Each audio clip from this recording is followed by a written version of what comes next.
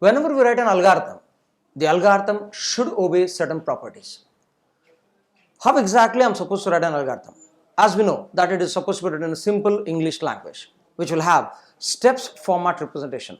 First step is as usual start and last step is as usual stop. In the mid, you can write steps pertaining to input, processing and output. Now, when you are writing these steps, what properties should your algorithm follow? Let's look at those properties. The first property is speed.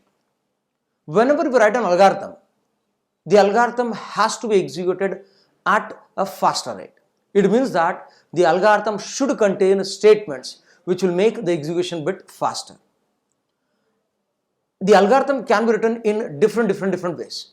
You can keep on expanding steps. When I include unnecessary steps, probably it might consume processor time. Those steps might not yield us anything apart from interactiveness. In some cases, over interactiveness will definitely hamper the time of execution. So make sure that when an algorithm is written, it will execute faster. The second is finiteness. When an algorithm goes into branching, the branching has to land at some definite places.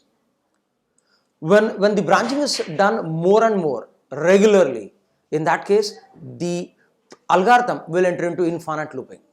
Such algorithms are said to be invalid algorithms. So when I use an algorithm, that algorithm, if it repeats, it has to repeat for some finite terms. We call that as finiteness of an algorithm. The third, it has to be clear and precise. When you use your simple language, try to be as simple as possible. When I include the language, if I'm influenced by the programming language, probably I'm just cutting a program part and placing it into the algorithm. Now, we might call that as a pseudo algorithm, but it is other representation of program itself. So make sure that when you write an algorithm, it should contain some clear statements and you have to be as precise as possible. As I said, additional of unnecessary steps will definitely hamper the speed of execution and even the length of the algorithm also. So when you do that, the preciseness of the algorithm will be lost. Hence, make sure that you write algorithm in a simpler form and it should be as small, as precise as possible. Now, when I say small, don't try to cut down the important steps. The important steps had to be there, but they had to be written in a precise format. The fourth property, it says different range of inputs. When you write an algorithm, the algorithm has to work for different type of inputs. Your algorithm has to be described for what type of inputs it has to do, for what range of inputs it will work. So when an algorithm is described, the algorithm should be very precisely described for what type and range of inputs it works. The last property says multiplicity. The algorithm has to be written in such a way that it should be used, it should be taken into some other form also. That some other form can be a coding form, that some other form can be a pictorial representation or a graphical representation using something called as flowchart. So you can use coding, that is pseudocode, you can use flowchart.